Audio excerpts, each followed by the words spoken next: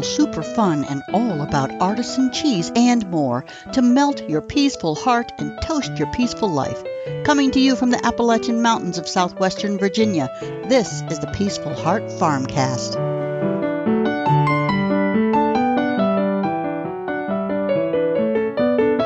Hey, this is Scott Hall from Peaceful Heart Farm, and you are listening to the Peaceful Heart FarmCast.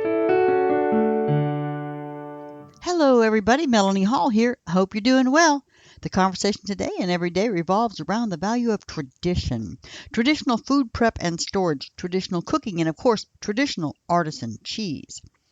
Topics discussed here are designed to create new perspectives and possibilities for how you might add the taste of tradition to your life. This week's topic brings back memories of days gone by, and it just might stir up the desire in you to cook over an open fire.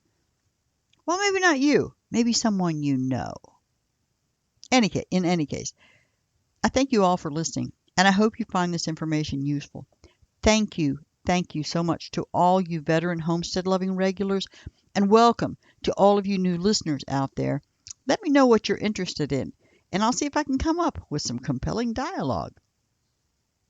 In today's show, of course, we're going to get the usual homestead life updates. There's a lot going on. It's spring.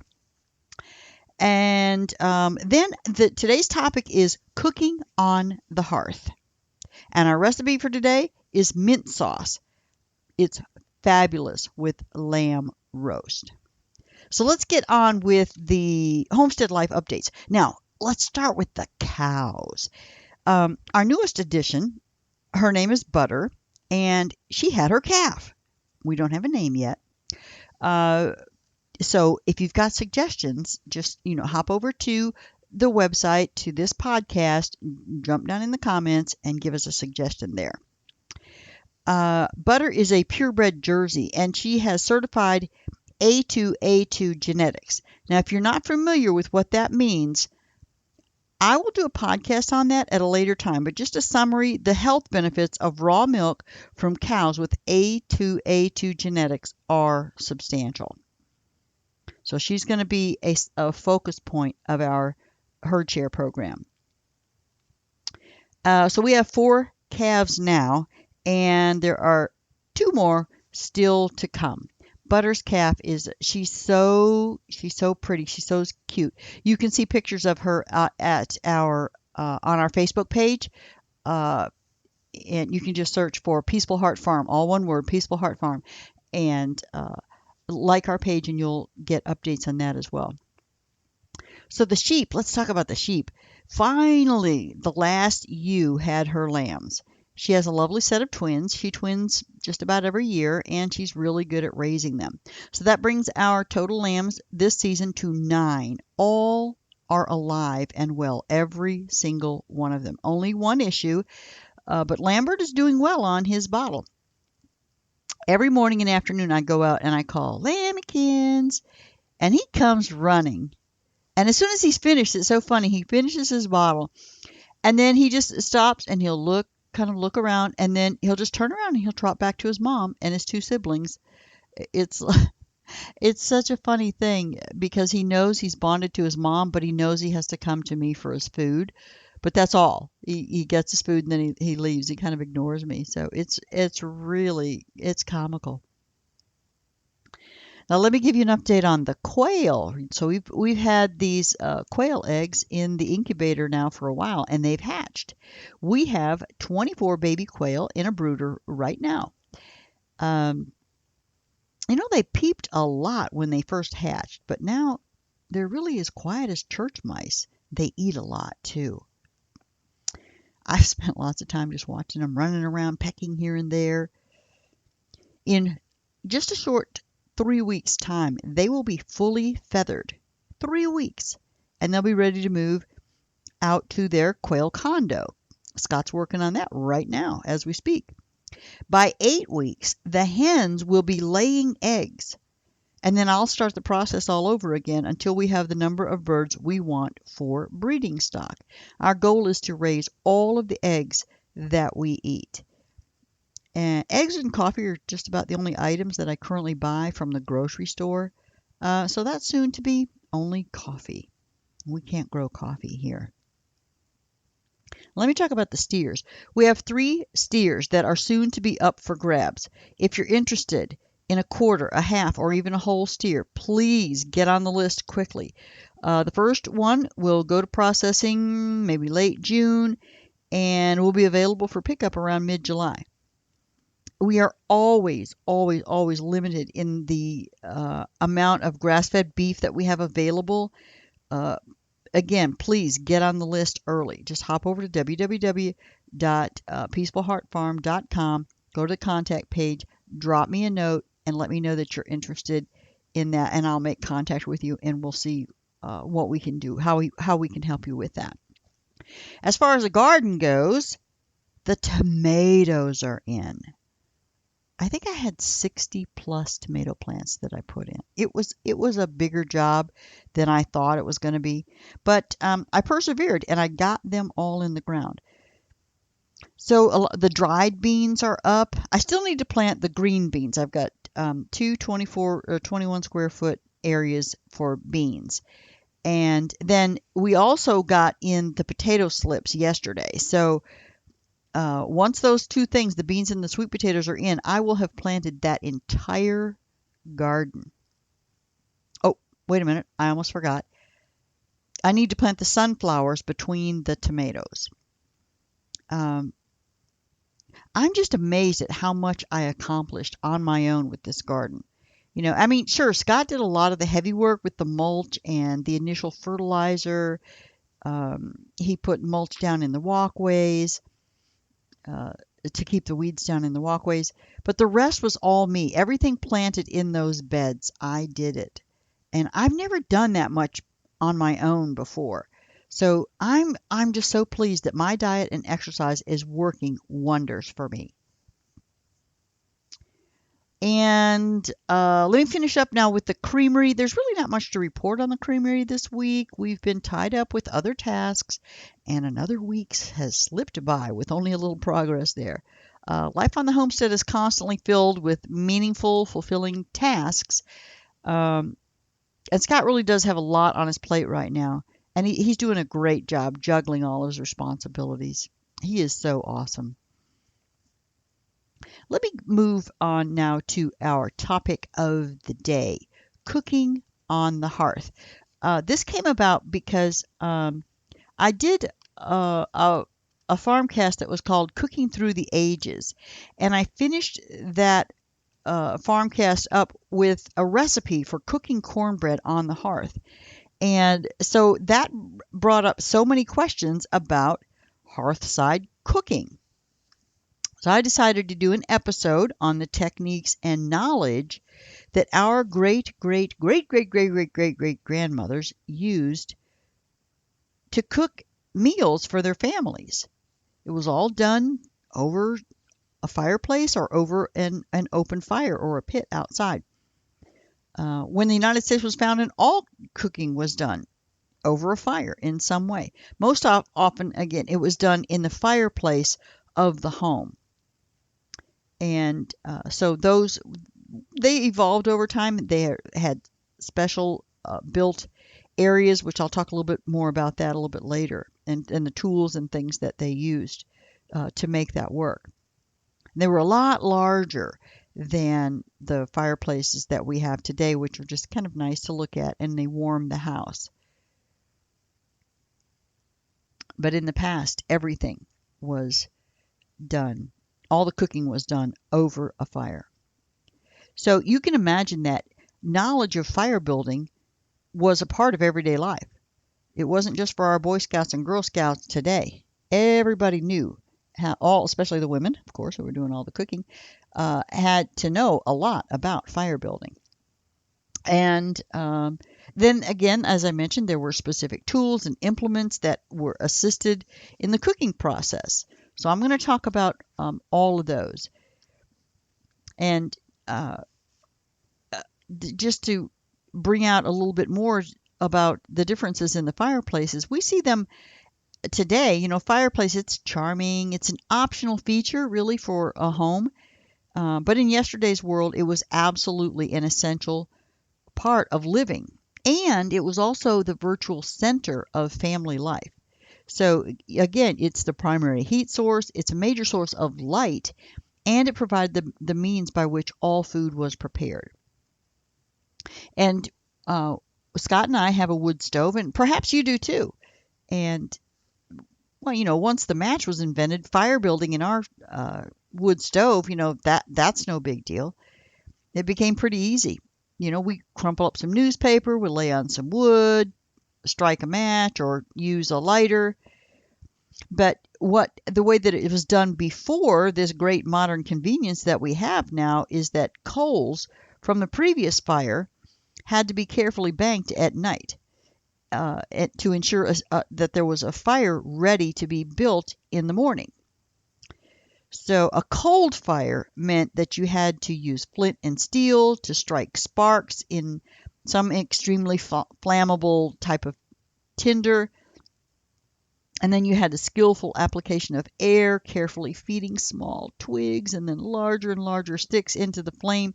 So nobody wanted to have to start from a cold fire. It was just starting with the coals, the banked coals was kind of like striking a match in that you already had a source of heat that you could then add fuel to that would flare back up. And that's how it was done. It was always keeping that coals banked in that fire. And you can imagine that in the summertime, it was hot. It was hot, and they had to keep these fires going. So, and thank goodness for air conditioning, right? So one thing I think that is important was to understand how important fire safety was at that time in our history. So we kind of sometimes take for granted that we have these screened fireplaces, right? And if you take that screen with some normal fire precautions, and the hazard from sparks and coals hitting the floor, they're reduced to nothing. But in the past, the fear of fire, it meant constant vigilance. A coal of fire that accidentally fell on the floor and caused a fire, it was not uncommon in the days of these huge, large fireplaces. And they had steadily burning fires, and there was no protective screening. In fact, health injuries were second only to childbearing as the leading cause of death in women. I think I talked about burns last week and how you burn that skin off and you start losing fluid rapidly. And infection. You can get infection pretty darn quickly.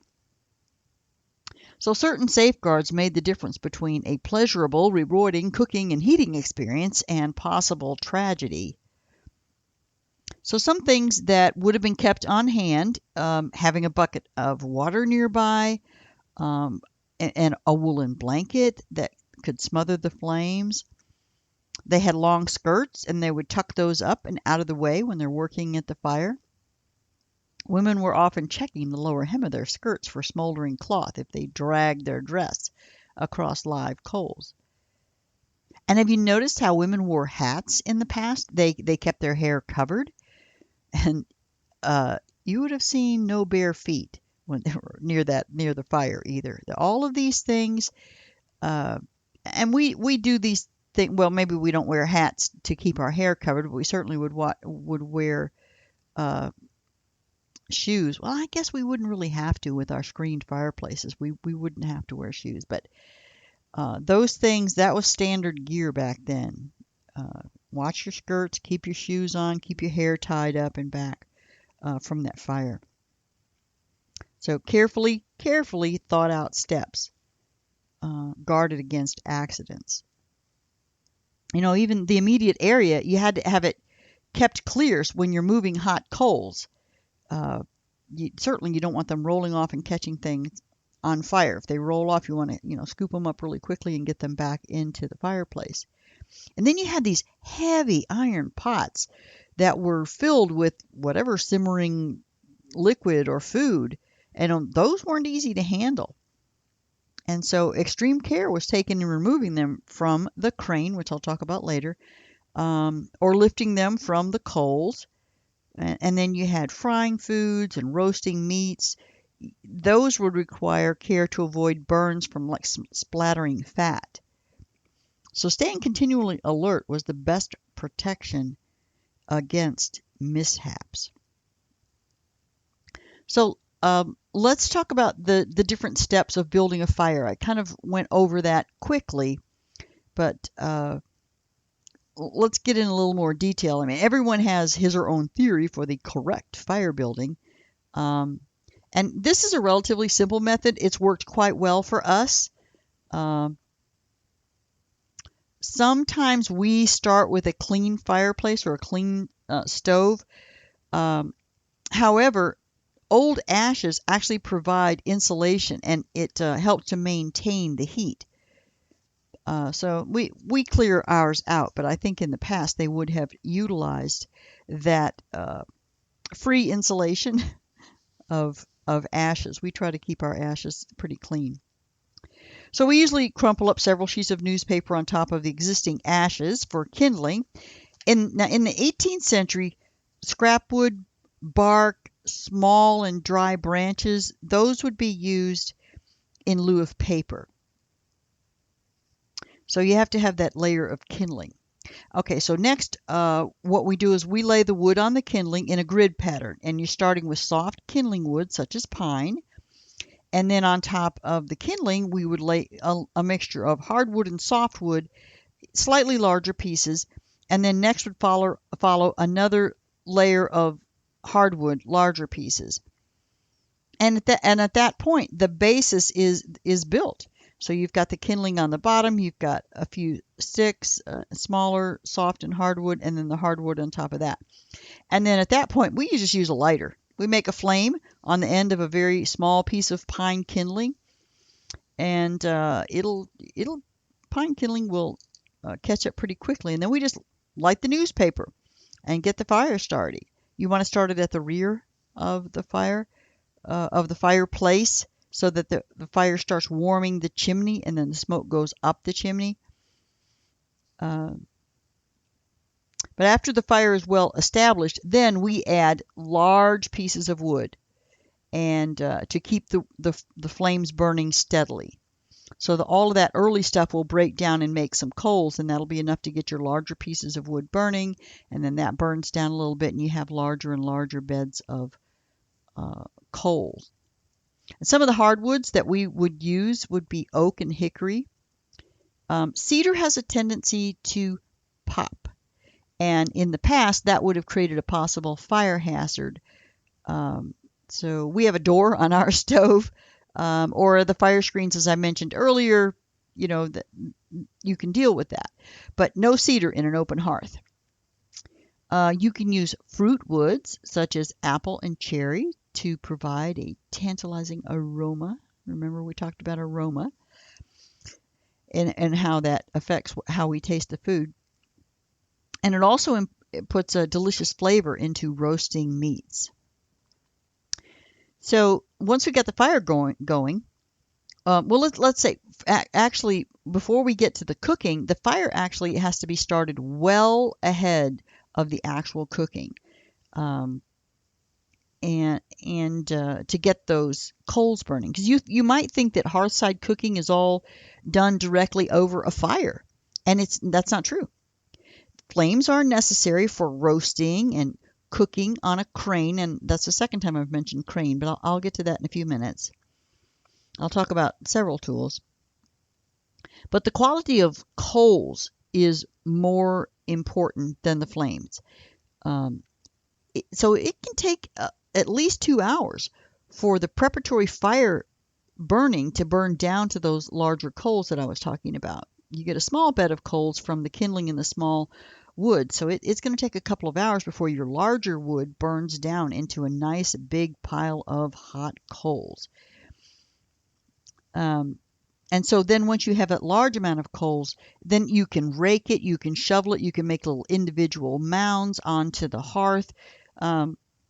So moving the coals around and piling them creates like cooking areas, something like the burners on your modern stove. So most of your hearth cooking, baking, frying, simmering, all done over glowing embers, not over the open flame. So the need for a steady supply of embers necessitates a continuously burning fire. So you're continuously replacing the embers as they burn out. Now, what kind of equipment would be used in a fireplace hearth for cooking? If this topic of hearthside cooking is of interest to you as a hobby, there are actually tools that are available. They're still available for purchase. You have artisans that are producing ironwork, pottery, woodenware, tinware, and that you can get those actually for pretty reasonable prices. So with a few basic implements, any fireplace can be made ready for cooking. Now, your small fireplace might not work as well for some things, but it certainly can be used. I'm not talking about your gas fireplaces, though, am I? Anyway, so the following list of tools are essential for open hearth food prep, and I'm going to name them and then I'll talk about each one just briefly. So a swinging crane, remember I mentioned that, and then you have pot hangers, S-hooks, a trammel, ratchets. These are all equipments that hang off of that crane. And then you have Dutch ovens, and normally the homemaker of the 18th century would have a minimum of 2, and they come in all different sizes. Then you would have long-handled tools, spoons, ladle, meat fork, spatula. Then there's a thing called a trivet. You would want to have an iron pot, and also you would have poker, tongs, and shovel. So let's talk about the crane. The swinging crane, it's a hinged device. It's bolted into the side of the fireplace, and this was a major development as kitchens evolved through the years. Prior to the crane, they used this lug pole. This was like a fixed device. It's suspended across the upper portion of the fireplace, and it's fitted right into the brick itself. So you got this long pole, which is really what the crane is. But the crane swings, but the lug pole was just fixed there. And so you had to step onto the hearth. You're leaning into the fireplace to suspend or remove those heavy iron pots that are filled with food or water. So at best, this was dangerous. And the swinging crane brought new flexibility and safety, since you could just swing it out and away from the fire, hang your stuff on it, and swing it back in. Now let's talk about the pot hangers. So pots were suspended from the crane, and there was a variety of hangers. The simplest is the S-hook, and so it's exactly what it looks like. It looks like an S, and then you can hook together. You can chain them together. And depending on how many you have, you're going to raise or lower the pot over the flame. And so then you're regulating the amount of heat for cooking. I actually use a version of this to raise and lower the height of the lights over my plant seedlings. Except I have a chain. And I didn't see this mentioned in the research that I was doing on this, but it certainly would have worked then, where you would have an S-hook hooked onto the bar, have a chain, and another S-hook below that the pot handle actually hooked onto. And you could actually hook that second S-hook up and down that chain to easily raise and lower, rather than chaining S-hook after S-hook after S-hook, chaining those together. So there's another pot hanger called a trammel. That's basically it's flat, and it has a hook and eye arrangement. And it's pretty fixed. So you put the eye over the end of the crane, and then the straight metal piece comes down, and there's a hook on the end of it, and then you would hang your pot onto that. That actually is a bit too long and cumbersome for any kind of modern fireplace. There was another one that had a kind of ratchet, where it was a similar setup, where you had this flat piece of metal, but it could be ratcheted up and down again, so you could raise and lower the pot that you were using to get it closer to the coals or farther away. So the trammel, again, which is again, it's too big for your modern fireplace, but that was a really important for the large fireplaces that were found in the days of colonial America.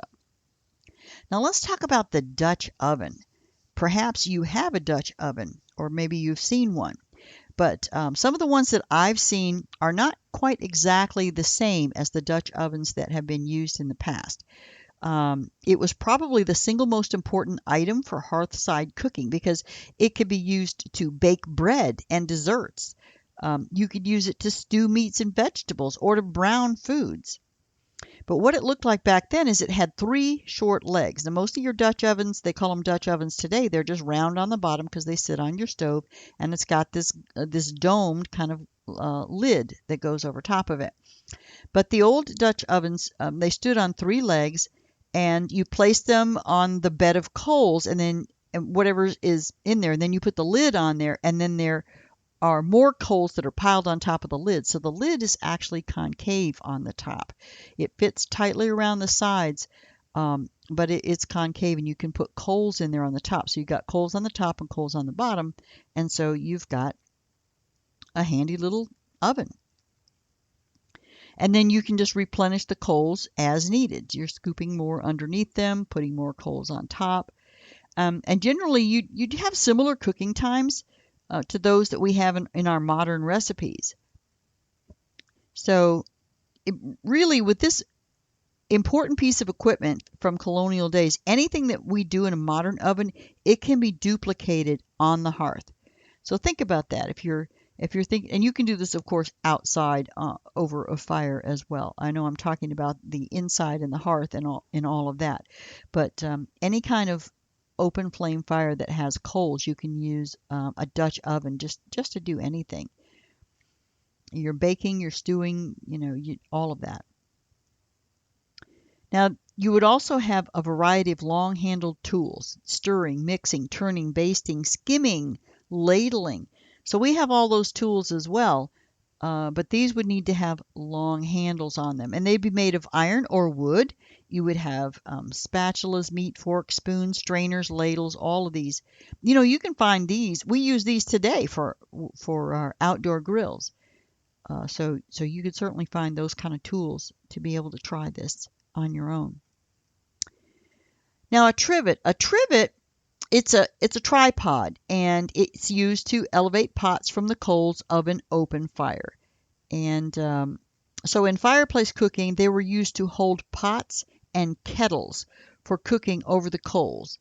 And they could also be used for keeping already prepared foods warm. So that's just hanging it there, keeping it there for a long period of time. And that's how you would use that trivet.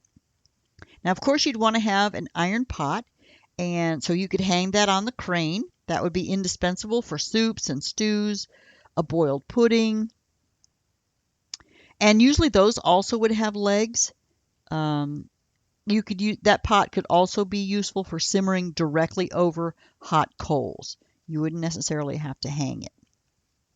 And then I also mentioned the tongs, the poker, the shovel. That's the same equipment that we use for our wood stove, and you maybe for yours or your fireplace. Tongs, poker, and shovel. They're also needed, and for the same purpose as in the past. They're used to manipulate the wood and the coals, or to shovel the ash out. Let's see. How about some additional utensils? Just like our kitchens of today, where we have all these fancy electronic things, there are lots of different hearthside tools that could be added to that kitchen of that time. And there were lots of things that revolved around roasting and roasting meats. So there is a pair of andirons or fire dogs, and they're fitted with hooks to hold an iron spit. So that's one kind of accessory. There was another kind of reflective oven that was like this big piece of tin that was like in a half moon shape, and it with the tin closest to you, and so it was almost like making a doorway on the not a doorway but a wall, and so the meat would be on the other side of that, and it might even have a little door on it where you could get in there and baste your meat. So that was an interesting one. So you have the spits and you have these kind of makeshift metal barriers that make a little oven. Also, a necessary adjunct to roasting would be a dripping pan. Those were generally made of iron, and it's placed underneath the roasting meat to catch the juices. And then you're going to use those for basting, or then later you're going to use those to make gravy, just like we do today. So you got to have that pan to catch them. You might have had a long-handled frying pan. That's another helpful utensil for open hearth cooking. So it could be set on a trivet, or usually, again, made with 3 legs. You could stand it up over the coals. And again, frying, of course, you're going to do it for frying or sautéing. But again, it's got to have that long handle so you can get it in and out of the fireplace. There also would be like a griddle for baking over the fire. That would be another useful kitchen utensil. You could bake muffins and buns and pancakes. Its handle is secured to the crane by a pot hanger. And then also things that you might need for baking. You got pie and cake tins, tart and biscuit pans, all of those kinds of baking that can be done over the coals. You got to watch you don't burn the bottoms, though. So we have come a long way, baby. And it's still fun to use some of these traditional techniques. They're applicable on your camping trips or your backyard fire pits as well. As I said, that can be kind of a fun thing that you try out. And also, a colonial meal would be composed of foods dictated by the season and the weather. And so in a future podcast, I'm going to talk about the traditional seasonal cuisine of Virginia. But right now, let's talk about Eliza Leslie's mint sauce recipe. So we have lots of lamb. Cruise on over to our website, www.peacefulheartfarm.com, and place an order. Then stop by the farm on Tuesday mornings between 10 and 12 or Saturday afternoons between 3 and 5 and pick it up. And to go with that lamb, you might want to try making this wonderful mint sauce. Now, first of all, I'm going to just read off Eliza Leslie's mint sauce recipe in its original form. All right, this is what it sounds like. Take a large bunch of fine, fresh green mint that has been washed well. Strip the leaves from the stems and mince them well. Put it into a pint bowl and mix it gradually with some of the best cider vinegar. This sauce must not be the least liquid, but as thick as horseradish sauce or thicker. Make it very sweet with the best brown sugar. Mix it well and transfer to a small tureen or a little deep dish with a spoon in it. Serve it up always with roast lamb, putting a teaspoonful on the rim of your plate. A quart or more of mint sauce, made as above, but with a larger portion of sugar and vinegar, will keep very well for several weeks in a jar well corked. So don't you just love that it's like, it's a narrative for one thing. You don't get a list of ingredients. It's a narrative. And then it's gradually put some of the best cider vinegar in there. Well, how much? And make it very sweet with the best brown sugar. Well, how much? And so again, early recipes can only be followed by the best of cooks. All right, so fortunately, here's what the recipe looks like in our modern lingo. And this actually doesn't make a quart or more. This is going to make a cup, approximately a cup. So you're going to take a half a cup of cider vinegar, 1 tablespoon of brown sugar or more if you want it sweeter, and then a third of a cup of minced fresh mint leaves. Third of a cup of mint, half a cup of cider vinegar, a tablespoon, maybe 2 of brown sugar. Now on the hearth, you would combine the vinegar and brown sugar in a small pan. You would set it on a trivet over hot coals, and then you're just going to heat it until it's warm. Then you would remove it from the heat, add the mint leaves, stir well, and set aside to cool. That's it. You're going to pour that sauce into a boat, serve it as an accompaniment to roast lamb. Pretty simple, huh? And as far as a modern technique, you're basically doing the same as hearth direction number 1. You're heating the vinegar and sugar, only you're going to do it on your stove over a low heat. And then you're going to just do the same hearth directions of number 2 and number 3.